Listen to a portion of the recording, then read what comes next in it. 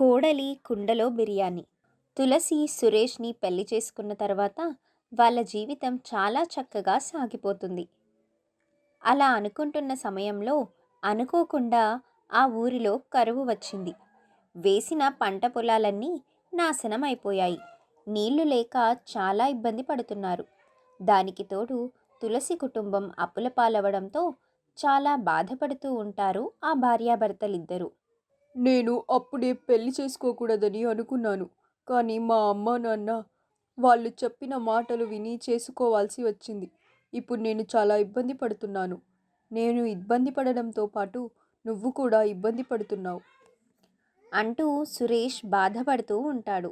అప్పుడు తులసి, అదేంటండి అలా మాట్లాడుతున్నారు? భార్యాభర్తలన్న తర్వాత కష్టసుఖాలన్నిట్లో కూడా పాలు పంచుకోవాలి. మీరేమీ బాధపడద్దు. మంచి రోజులు మనకు కూడా వస్తాయి అని ధైర్యం చెబుతూ ఉంటుంది. సరే, మనం ఈ ఊరు వదిలిపెట్టి సొంతూరికి మా అమ్మా నాన్న దగ్గరికి వెళ్దాం. వాళ్ళ పరిస్థితి అంతంత మాత్రంగా ఉంది కదండి. మనం ఇప్పుడు ఎందుకు వెళ్ళడం? తమ్ముడు అర్జున్కి ఉద్యోగం వచ్చింది కదా, వాళ్ళు బాగానే ఉంటారు. మనకు కూడా ఏదో ఒక సహాయం చేస్తాడేమో అని వెళ్దామని అంటున్నాను. పైగా మీ చెల్లెలు మమతని అర్జున్కి ఇచ్చి పెళ్లి చేయాలని అనుకుంటున్నాం కదా, ఆ విషయం కూడా కనుక్కుందాం. ఆ మాట విన్నాక తులసి సరే అని అంటుంది. మరుసటి రోజు ఉదయం తులసి నిద్రలేచే సమయానికి ఇంట్లో సురేష్ ఉండడు. ఆమెకు కొంచెం కంగారు కలుగుతుంది. ఏం చెయ్యలేని పరిస్థితి. చుట్టుపక్కలంతా అడుగుదామన్నా ఇంకా ఎవ్వరూ కూడా నిద్రలేవలేదు. వెంటనే హడావిడిగా చుట్టుపక్కలంతా వెతుకుతుంది. సురేష్ ఎక్కడా కనిపించకపోవడంతో అత్తగారింటికి ప్రయాణమవుతుంది తులసి. తులసి అత్తగారిల్లు చేరుకున్న తర్వాత అక్కడి వాళ్ళందరూ తులసిని చూసి చాలా సంతోషపడతారు. సురేష్ గురించి అడుగుతారు. తులసి బోరున ఏడుస్తూ, ఆయన ఎక్కడికి వెళ్ళాడో అర్థం కాక ఇక్కడికి వచ్చానత్తయ్య అంటూ వాళ్ళ ఊర్లో ఉన్న కరువు గురించి మొత్తం చెప్పి బాధపడుతుంది.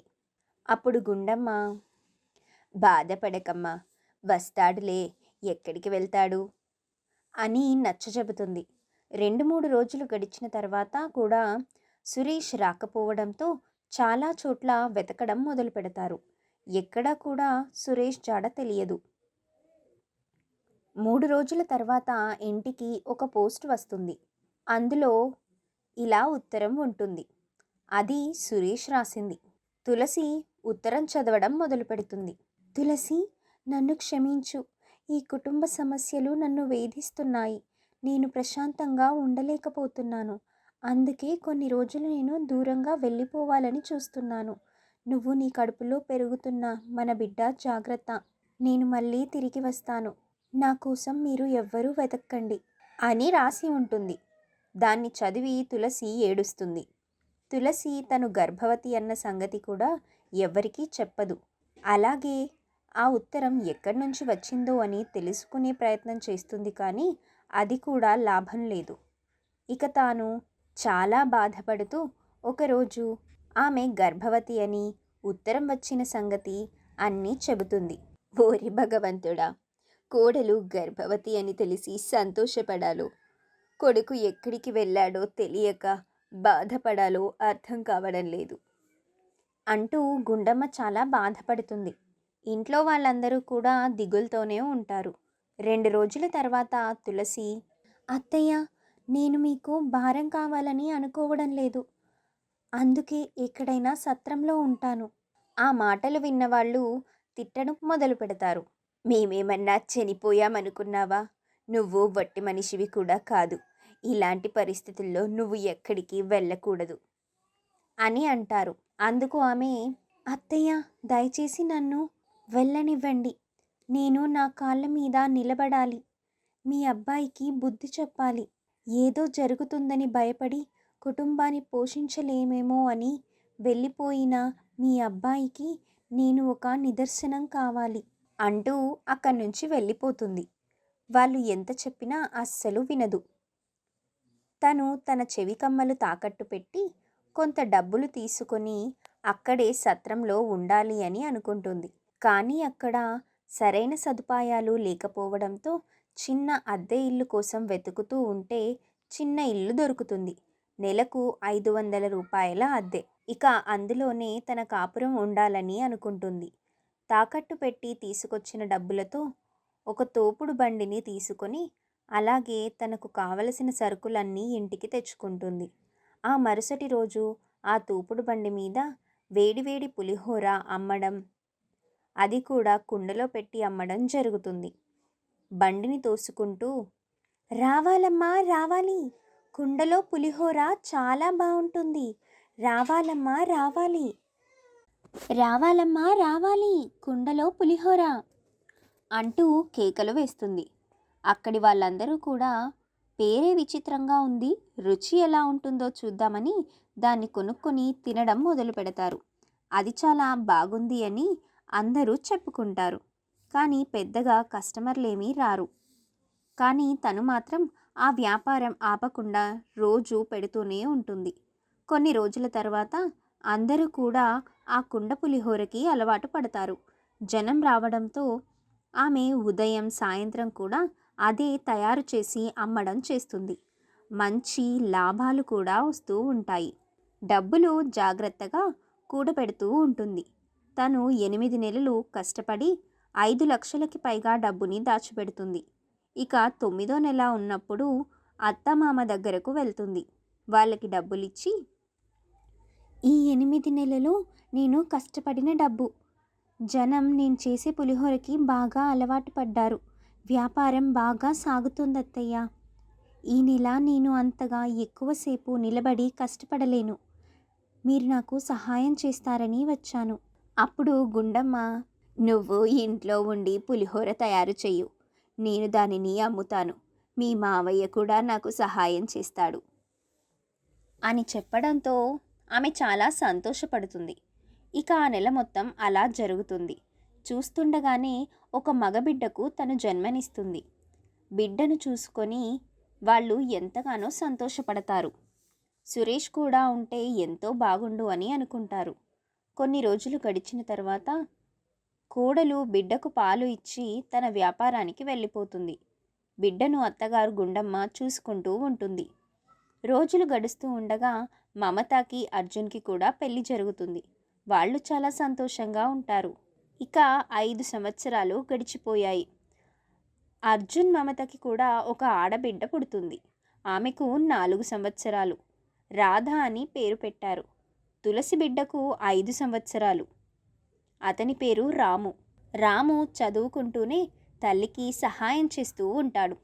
తులసి ఆ ఊర్లోనే సొంత ఇల్లు ఏర్పాటు చేసుకొని ఆ బిడ్డతో సంతోషంగా ఉంటుంది. తులసి ఒక్కతే కుండలో పులిహోర అమ్ముతూనే చిన్న హోటల్ కూడా ఏర్పాటు చేసుకుంటుంది. అలా హోటల్కి ఒకరోజు సురేష్ వస్తాడు. ఆమె పనిలో ఉండడంతో ఎవరు వచ్చారనేది పట్టించుకోదు. అప్పుడు సురేష్, అమ్మా, నాకు ఒక కుండ బిర్యానీ ఇవ్వు అని అడుగుతాడు. అప్పుడు తులసి, క్షమించండి, ఇక్కడ బిర్యానీ ఉండదు, కుండ పులిహోర ఉంటుంది అంటూ తన వైపు చూస్తుంది. భర్తను చూసి ఆమె కంటతడి పెట్టుకొని, నన్ను వదిలేసి వెళ్ళిపోవాలని మీకు ఎందుకు అనిపించింది? మీలాగే కుటుంబ సమస్యలకు భయపడి అందరూ పారిపోతే ఎవ్వరూ కూడా సంసారం చెయ్యరు. మీకు బుద్ధి చెప్పడం కోసమే నేను అక్కడి నుంచి ఇక్కడికి వచ్చి కష్టపడి వ్యాపారం మొదలుపెట్టి మంచి స్థాయిలో ఉన్నాను. సొంత ఇల్లు ఏర్పాటు చేసుకున్నాను. బిడ్డను చదివించుకుంటున్నాను. నీలాగా నేను కూడా భయపడి పారిపోలేదు. ఎందుకు నన్ను వదిలేసి వెళ్ళిపోయారు అంటూ ఏడుస్తూ నిలదీస్తుంది. నేనేమీ చెప్పలేను, నన్ను క్షమించు తులసి అని సురేష్ చాలా బాధపడతాడు. తులసి ఏం మాట్లాడకుండా అలా నిలబడిపోతుంది. ఇంతలో రాము అక్కడికి వస్తాడు. అమ్మ అని ఆమెని పిలుస్తాడు. సురేష్ ఆ బిడ్డని చూసి, మన బిడ్డేనా అని అడుగుతాడు. ఆమె అవును అని అంటుంది. సురేష్ ఆ బిడ్డను దగ్గర తీసుకొని ముద్దులాడుతాడు. సురేష్ రాకతో మళ్ళీ వాళ్ళ కుటుంబంలో సంతోషాలు వస్తాయి. మొదట్లో ఇంటికి వచ్చిన సురేష్ని అందరూ తలా ఒక మాట అన్నా తర్వాత అతని యొక్క బాధను అర్థం చేసుకొని ఇంకా ఏమీ మాట్లాడరు. అప్పుడు సురేష్, ఇన్ని సంవత్సరాలు ఏదో ఒక పని చేసుకొని బ్రతికాను. ఎందుకో మిమ్మల్ని చూడాలనిపించి వచ్చాను. ఇదిగోండి, ఇన్ని సంవత్సరాలు నేను కూడబెట్టిన డబ్బు. అంటూ డబ్బుల్ని వాళ్ళ ముందు ఉంచుతాడు. దాన్ని చూసి వాళ్ళు మరింత సంతోషపడతారు. తండ్రి రంగయ్య, ఒరేయ్, సంపాదించే ఆలోచన ఉన్నవాడివి నీ భార్యని కూడా నీతో పాటు తీసుకెళ్తే సరిపోయేది కదా. ఇదంతా ఎందుకు చెప్పు. నాన్న, నేను ఎన్నో కష్టాలు పడ్డాను. నా భార్య ఆ కష్టాలు పడకూడదని వదిలిపెట్టి వెళ్ళాను. నా భార్య చాలా తెలివైనది కాబట్టి తను ఇప్పుడు ఒక మంచి స్థాయిలో ఉంది. నేను అలా వెళ్ళిపోయిన వల్లనే కదా ఇప్పుడు మన కుటుంబం ఎలాంటి బాధ లేకుండా హాయిగా చింత లేకుండా బ్రతకవచ్చు. నేను సంపాదించిన డబ్బు, తులసి సంపాదిస్తున్న డబ్బుతో ఎలాంటి దిగులు లేకుండా హాయిగా ఉందాం అని చెప్తాడు. అందుకు వాళ్ళు కూడా సంతోషపడతారు. ఇక కుటుంబమంతా కలిసి కూర్చొని కుండలో పులిహోర రుచి చూస్తూ చాలా సరదాగా ఆ రోజుని గడిపేస్తారు. అలా తులసి జీవితంలో కష్టాలు తొలగిపోయి సుఖాలు వస్తాయి. ఇద్దరు అమ్మాయిలు. కోదండపురం అనే గ్రామంలో శాంతమ్మ అనే ఒక ఆమె ఉంటుంది. ఆమెకు ఇద్దరు పిల్లలు, తులసి, మమత. ఇద్దరికీ పెళ్లి వయసు రావడంతో ఒకే కుటుంబంలో ఉన్న సురేష్, అర్జున్ అన్నదమ్ములకు ఇచ్చి పెళ్లి చేస్తుంది. వాళ్ళు హాయిగా వాళ్ళ కాపురం చేసుకుంటూ ముందుకు సాగిపోతున్నారు. అలా ఉండగా ఒకరోజు సురేష్ ఉద్యోగం పోయింది. తను ఉద్యోగం కోసం చాలా చోట్ల ప్రయత్నం చేశాడు. కానీ ఉద్యోగం దొరకలేదు. తమ్ముడు అర్జున్తో, అర్జున్, నీకు తెలిసిన చోట ఎక్కడైనా ఉద్యోగం ఉంటే చూడు. బయట చాలా కష్టంగా ఉంది ఉద్యోగాలు దొరకడం. నీకు ఎక్కడైనా తెలిసి ఉంటే నాకు చెప్పు అని అంటాడు. ఆ మాటలకి అర్జున్ తప్పకుండా చూస్తా అన్నయ్య అని అంటాడు. కానీ అర్జున్ చెప్పడు. కొన్ని రోజుల తర్వాత అర్జున్ తన స్నేహితుడైన నరేంద్రతో కలిసి వ్యాపారాన్ని మొదలు పెడతాడు. ఇద్దరూ కలిసి ఒక పెద్ద గోల్డ్ షాప్ని ఓపెన్ చేస్తారు. ఆ విషయం తెలుసుకున్న తులసి, ఏవండి, అర్జున్ గోల్డ్ షాప్ని ఓపెన్ చేశాడు కదా, అక్కడ వాళ్ళకి మనుషులు అవసరం కదా, సేల్స్ బాయ్గా, అలాగే మేనేజర్ కూడా కావాలి. ఏమన్నా ఉంటే చెప్పమని అడగండి. మనిద్దరం అక్కడే పని చేసుకుందాం. నేను నీకంటే ముందే అడిగాను. తను ఏం మాట్లాడకుండా వెళ్ళాడు. ఇప్పుడు వస్తాడు కదా, మళ్ళీ అడుగుతాను అని భార్యాభర్తలిద్దరూ కూడా బయట నిలబడి చూస్తూ ఉంటారు. ఇంతలో బండి మీద అర్జున్ వెళ్తూ ఉండడంతో వాళ్ళు పిలుస్తారు. అర్జున్ అక్కడ నిలబడతాడు. ఏంట్రా తమ్ముడు, ఈ మధ్య అస్సలు మా ఇంటి వైపు కూడా చూడకుండా వెళ్ళిపోతున్నావు? అలా ఏం లేదన్నయ్య, కొంచెం పని మీద బిజీగా ఉన్నాను. ఏమైందన్నయ్య, ఎందుకు పిలిచారు? డబ్బులేమన్నా అవసరముందా? అతను అలా అడిగేటప్పటికీ వాళ్ళకి కొంచెం బాధ కలుగుతుంది. ఏదైనా పని ఉంటే చెప్పు అన్నాను కదా అర్జున్. మీ గోల్డ్ షాప్లో పని ఉంటే చెప్పు. నేను మీ వదిన అక్కడే పని చేసుకుంటాము. ఆ మాట వినగానే అర్జున్, మీరు నా కళ్ళ ముందు వర్కర్స్ లాగా పనిచేయడం నాకు ఇష్టం లేదు. అందుకే నేనేమీ మాట్లాడటం లేదన్నయ్య. అంతేకాని మరొక ఉద్దేశమేమీ లేదు. అందుకు వాళ్ళు, మనం ఏ తప్పు చేయడం లేదు కదా. నాకు వేరే చోట ఉద్యోగం వచ్చేంత వరకు పని చేసుకుంటాము. కాదనుకు తమ్ముడు. అందుకు తను సరే అని అంటాడు. ఇక మరుసటి రోజు ఇద్దరు కూడా అక్కడ పని చేసుకుంటూ ఉంటారు. అక్కడికి వచ్చిన కస్టమర్లకి నగలు చూపిస్తూ అలా వాళ్ళ పని వాళ్ళు చేసుకుంటూ ఉంటారు. చూస్తూ ఉండగానే సంక్రాంతి పండుగ వచ్చింది. సంక్రాంతికి కొత్త అల్లుళ్ళిద్దరూ అత్తగారింటికి వెళ్తారు. అత్తగారు శాంతమ్మ చిన్న కూతురు చిన్న అల్లుడిని బాగా చూసుకుంటూ ఉంటుంది. ఎందుకంటే వాళ్ళు బాగా డబ్బు సంపాదిస్తున్నారు, మంచి స్థాయిలో ఉన్నారు అని. పెద్దల్లుడు పెద్ద కూతుర్ని మాత్రం కొంచెం దూరంగా పెడుతుంది. వాళ్లకు పెద్దగా మర్యాదలు కూడా చేసేది కాదు. వాళ్ళకి డైనింగ్ టేబుల్ మీద భోజనం పెడితే వీళ్ళిద్దరికీ కింద కూర్చోమని చెబుతుంది. దాన్ని చూసి వాళ్ళు పెద్దగా ఏమీ బాధపడలేదు. తులసికి మాత్రం తల్లి చేస్తుంది అస్సలు బాగోక ఆమెతో, అమ్మా, నువ్వు నన్ను చెల్లిని ఒకేలాగా ఎందుకు చూడడం లేదు? నాకు బాగా అర్థమైంది. మా పరిస్థితి ఇప్పుడు బాగోలేదు. ఆయన గనుక మంచి ఉద్యోగంలో వస్తే మేము కూడా మంచి స్థాయిలో ఉంటాము. కానీ ఒక్కటమ్మా, మమ్మల్ని ఇలా ఇంటికి పిలిచి అవమానపరచడం అస్సలు బాగోలేదు. ఆ మాటలకు శాంతమ్మ, నువ్వలా అనుకుంటే నేనేమీ చెయ్యలేనమ్మా. పెద్ద కూతురివి కదా, అర్థం చేసుకుంటావనుకున్నాను. అపార్థం చేసుకుంటే నేనేం చెయ్యలేను. తులసి ఒక్క మాట కూడా మాట్లాడకుండా కొంచెం కోపంగా సురేష్తో కలిసి మళ్ళీ ఊరికి వెళ్ళిపోతుంది. తల్లి ఎక్కడికి వెళ్తున్నారని అడగను కూడా అడగదు. ఖచ్చితంగా నెల రోజులు గడిచిన తర్వాత జీతం ఇచ్చే సమయంలో నరేంద్ర మీరిద్దరూ సరిగ్గా పనిచేసింది లేదు. ఎక్కువగా సెలవులు ఎందుకు పెడుతున్నారు మీరు? అంటూ సురేష్ వాళ్ళని తిడతాడు. సురేష్ ఏదో చెప్పబోతుండగా ఇలా అయితే మేము వేరే వాళ్ళని పెట్టుకుంటాము. దయచేసి మీరు ఇక రాకండి. అని చెడామడా తిడతాడు నరేంద్ర. అప్పుడు అర్జున్ వచ్చి, నరేంద్ర, వాళ్ళు మా అన్నయ్య వదిన. మనం 3 రోజులు సెలవు పెట్టడానికి కారణం మేము అత్తగారి ఇంటికి వెళ్ళాము అని చెప్తాడు. అప్పుడు నరేంద్ర, అయ్యో, ఆ విషయం నాకు తెలియదు. మీ అన్నయ్య వదిన అని నాకు ముందే చెప్పాలి కదా. ఏమీ అనుకోవద్దండి అని అంటాడు. సురేష్ వాళ్ళు అవమానంతోనే రోజులు గడుస్తూ ఉంటాయి. మరికొన్ని రోజులు వాళ్ళు అర్జున్ దగ్గరే పనిచేస్తారు.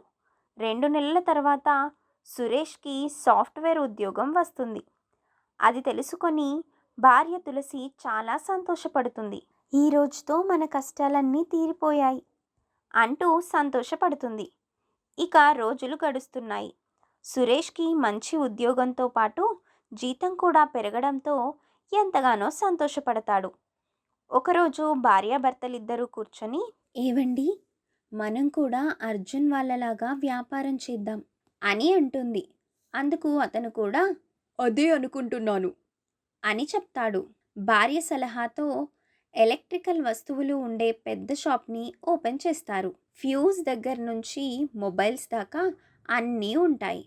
తులసి ఒక్కతే దాన్ని చూసుకుంటూ దాన్ని డెవలప్ చేస్తూ ఉంటుంది. అలా వాళ్ళు బాగా డబ్బు సంపాదిస్తారు. ఆ విషయం తెలుసుకున్న తల్లి శాంతమ్మ చాలా సంతోషపడుతూ కూతురు దగ్గరికి వస్తుంది. తులసితో చాలా ప్రేమగా మాట్లాడుతూ ఉంటుంది.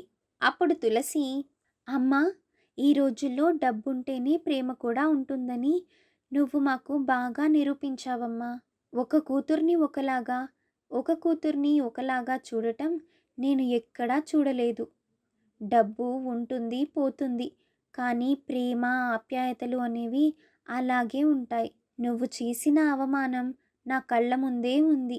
కానీ ఒక్కటి చెప్తున్నా చూడమ్మా, నేను డబ్బు ఉన్నా అలాగే ఉంటాను, లేకపోయినా అలాగే ఉంటాను. దయచేసి ఇంకెవ్వరి ముందు కూడా అలా ఉండొద్దు అని చెప్పడానికి చెప్తున్నాను. ఆ మాటలకి తల్లి చాలా బాధపడుతుంది. తన తప్పేంటో తనకి అర్థమవుతుంది. ఇంతలో సురేష్ వచ్చి, అత్తయ్య, మీరెప్పుడు ఇక్కడికి వచ్చారు? నేను ఇంటికి ఫ్రిడ్జ్, ఏసీ, టీవీ అన్నీ పంపించాను. అలాగే ఒక మొబైల్ కూడా పంపించాను. మరిప్పుడు ఏం తీసుకుంటారు? ఆ మాటలకి శాంతమ్మ చాలా బాధపడుతూ, నా పెద్దల్లుడు ఎంత మంచివాడు. నా కూతుర్ని, అల్లుడిని చాలా తప్పుగా భావించాను. ఇప్పుడు బాధపడుతున్నాను అంటూ మనసులో బాధపడుతుంది. ఇవన్నీ ఎందుకు బాబు? మేము ఎప్పుడైనా వచ్చినప్పుడు ఇబ్బందిగా ఉంటుంది. పైగా మీరు ఒక్కరే ఉంటున్నారు కదా. ఇవన్నీ ఉంటే మీకు ఇబ్బంది ఉండదు. మరికొన్ని వస్తువులు రేపు పంపిస్తాను అని అంటాడు. అప్పుడు ఆమె, సరే బాబు, నేను ఇంటికి బయలుదేరుతాను. అవన్నీ అతను ఎక్కడ ఉంచుతాడో ఏమో. అమ్మా, నువ్వేం కంగారు పడకు. ఏవండి, డ్రైవర్కి ఫోన్ చేసి వెనక్కి రమ్మని చెప్పండి. ఒక వారం రోజుల తర్వాత అమ్మ ఇక్కడి నుంచి వెళ్తుంది కదా, అప్పుడు అమ్మతో పాటుగా మిగిలిన వాటిని కూడా పంపిద్దాం అని అంటుంది. ఆ మాటలకామె, వారం రోజులు ఎక్కడ ఉండాలమ్మా? ఈ వారం రోజులు అయితే నువ్వు మా ఇంట్లోనే ఉండాలమ్మా. నువ్వు చిన్న కూతురు దగ్గరికి వెళ్ళాలి అనుకుంటే వారం రోజుల తర్వాత వెళ్ళు అని అంటుంది. ఇక అందరూ కలిసి ఇల్లు చేరుకుంటారు. ఆ వారం రోజులు తల్లిని ఎంతో బాగా చూసుకుంటుంది తులసి. వారం రోజులు గడిచాయి. తర్వాత సామాన్లన్నింటినీ ఎక్కించి ఆమెను కూడా ముందు కూర్చోమని చెప్తారు. శాంతమ్మ వెళ్తూ వెళ్తూ, తులసి, మీరిద్దరూ కూడా నాకు 2 కళ్ళలాంటి వాళ్ళు. అని ఊహించలేకపోయాను.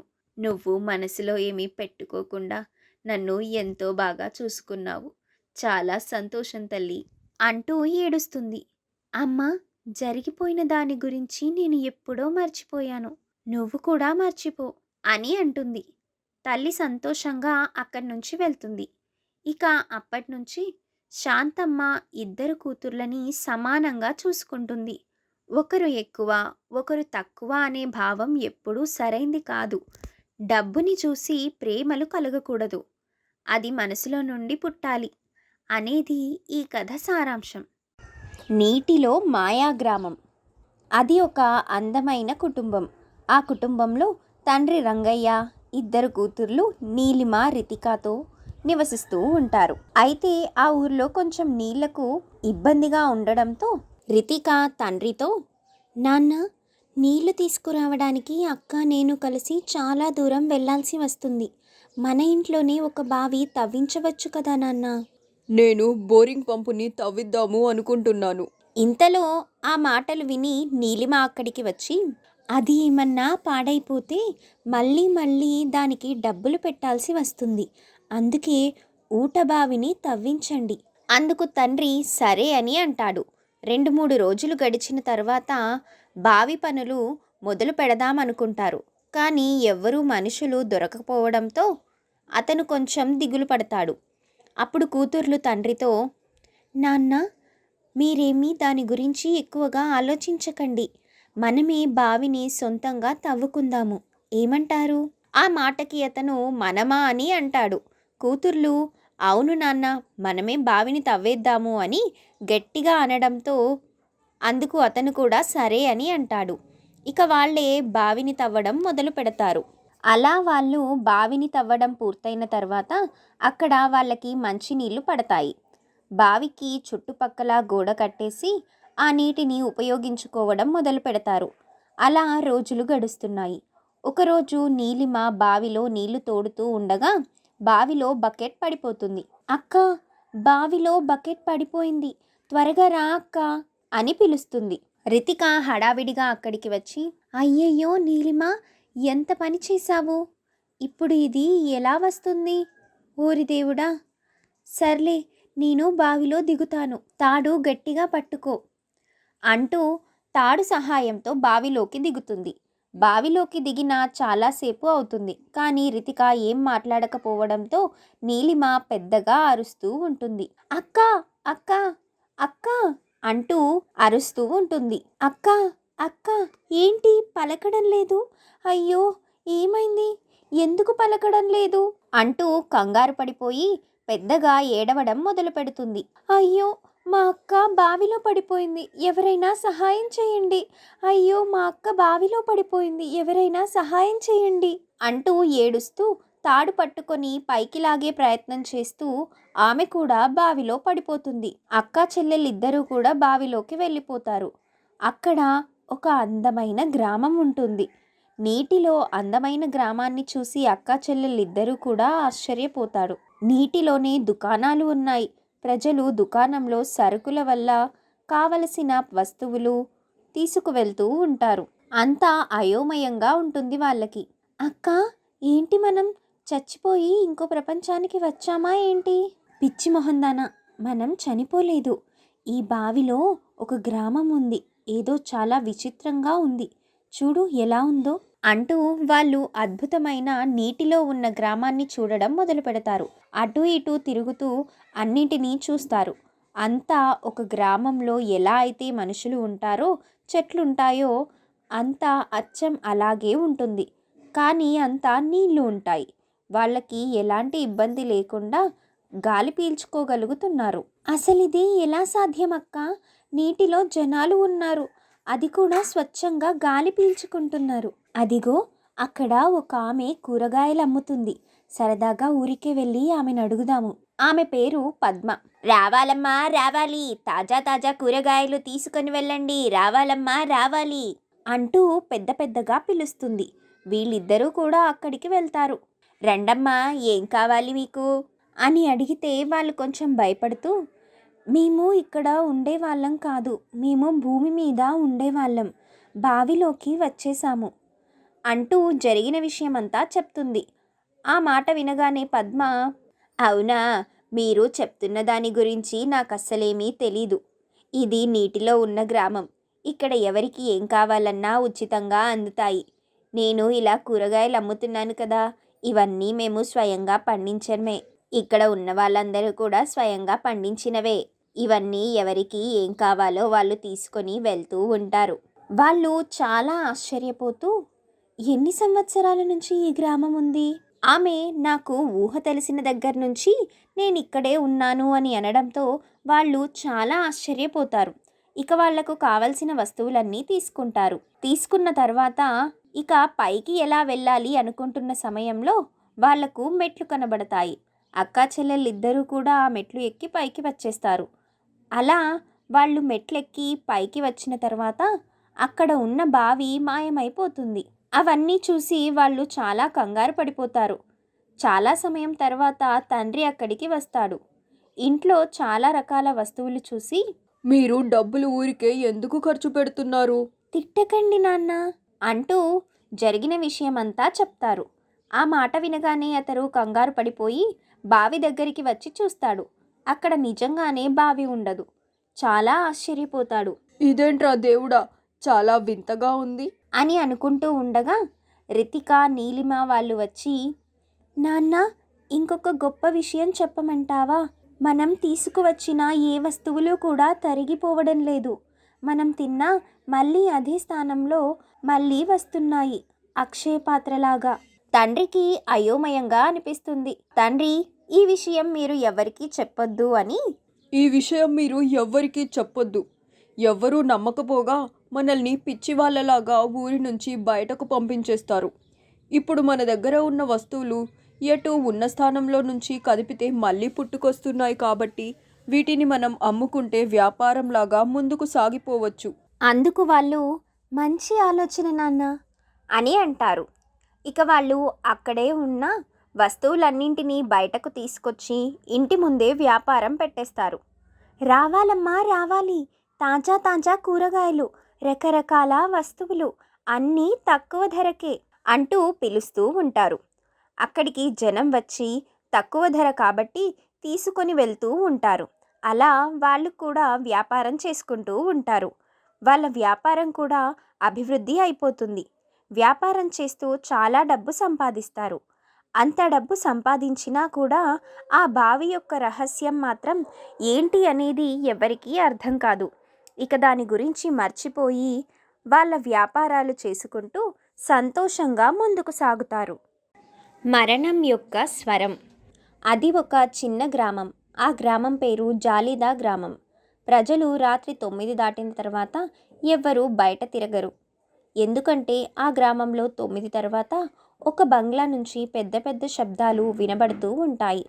అక్కడ ఏదో ఒక దయ్యం ఉంది అని అందరూ భయపడుతూ ఉంటారు. అందుకే ఆ బంగ్లా వైపు అస్సలు వెళ్ళరు. అలా ఉండగా అదే ఊర్లో ఉంటున్న నీలిమ, రితిక అని అక్కా చెల్లెళ్ళకి ఎప్పటినుంచో ఆ బంగ్లాకు వెళ్ళాలని కోరికగా ఉంటుంది. కానీ అది అస్సలు వీలు కాదు. ఎందుకంటే ఇంట్లో ఎప్పుడూ వాళ్ళ తండ్రి ఉండటమే.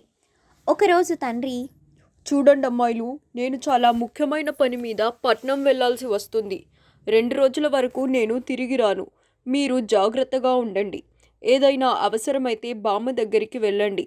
రాత్రి 9 తర్వాత అస్సలు బయటకి రావద్దు, సరేనా?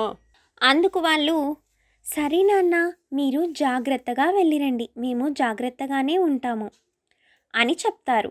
ఆ తర్వాత అతను అక్కడి నుంచి వెళ్ళిపోతాడు. ఆ రోజు రాత్రి నీలిమ, రితిక ఇద్దరూ ఇంట్లోనే ఉంటారు. సరిగ్గా 9 గంటలవుతుంది. బంగ్లా నుంచి ఎలాంటి అరుపులు రావు. అక్క, జనమందరూ భయపడుతున్నారు కానీ నిజానికి ఆ బంగ్లా నుంచి ఎలాంటి శబ్దం రావడం లేదు. అవును, నువ్వు చెప్పింది నిజమే. అయినా మనం ఎప్పటినుంచో అక్కడికి వెళ్ళాలి అనుకుంటున్నాం కదా, ఈరోజు వెళ్దాం పదా. ఈ రోజుతో ఊర్లో ఉన్న వాళ్ళందరికీ భయం పోగొడదాం. ఇక ఇద్దరూ ఒక టార్చ్ లైట్ తీసుకొని బంగ్లా వైపు ప్రయాణమవుతారు. వాళ్ళు నడుచుకుంటూ చివరికి బంగ్లా దగ్గరికి చేరుకుంటారు. బంగ్లా లోపలికి వెళ్ళడానికి కొంచెం భయపడతారు. ఒకరివైపు ఒకరు చూసుకొని ముందుకు అడిగేస్తారు. అలా గేట్ తెరిచారో లేదో వాళ్ళ చేతిలో ఉన్న టార్చ్ లైట్ వెలుగు ఆగిపోతుంది. దాన్ని చూసి వాళ్ళు కొంచెం భయపడతారు. ఇంతలో గేట్లు వాటికవే మూసుకుపోతాయి. ఆ బంగ్లాలో ఒక్కసారిగా వెలుగు నిండిపోతుంది. దాన్ని చూసి వాళ్ళు భయంతో అక్కడి నుంచి పరిగెత్తే ప్రయత్నం చేస్తారు. కానీ ఒక్కసారిగా నీలిమ అక్కడి నుంచి మాయమైపోతుంది. రితిక చాలా భయపడుతూ, నీలిమ, ఎక్కడున్నావు నువ్వు? ఎక్కడున్నావు నీలిమ అని పెద్ద పెద్దగా కేకలు వేస్తుంది.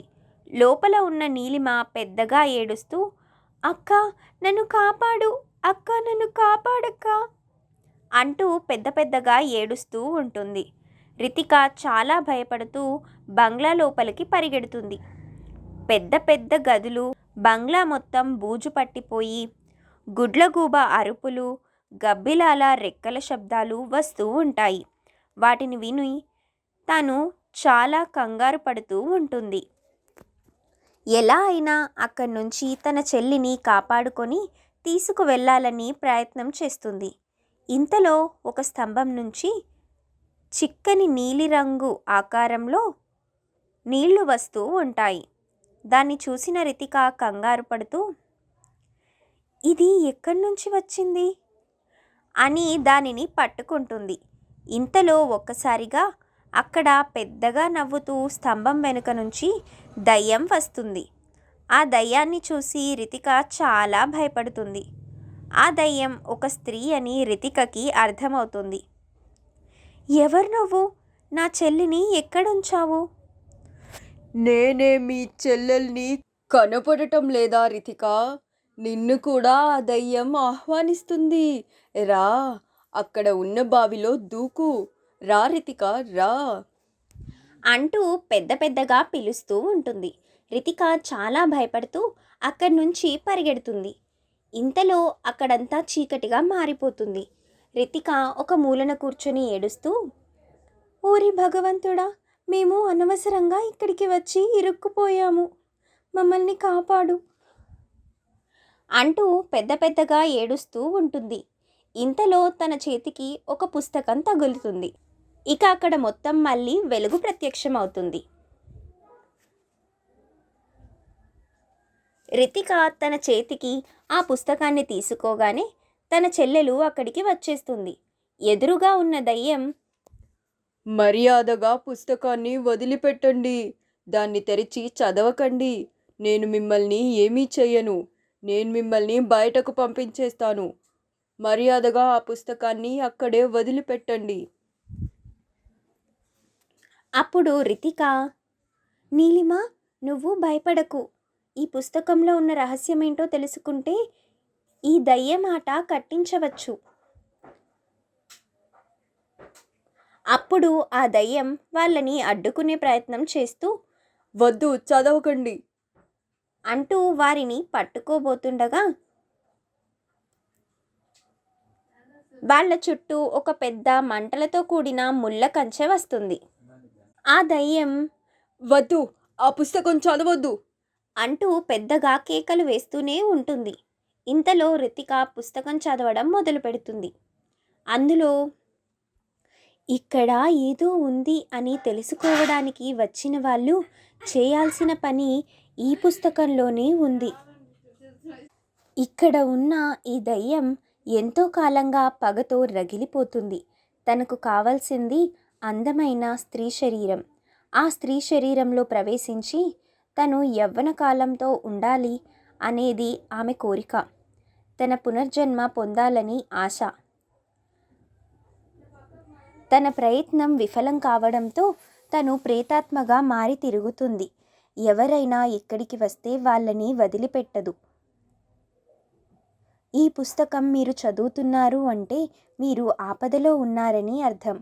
వెంటనే మీరు చేయాల్సిన పని మీ రక్తాన్ని అక్కడ ఉన్న మంటల్లో చిందించండి.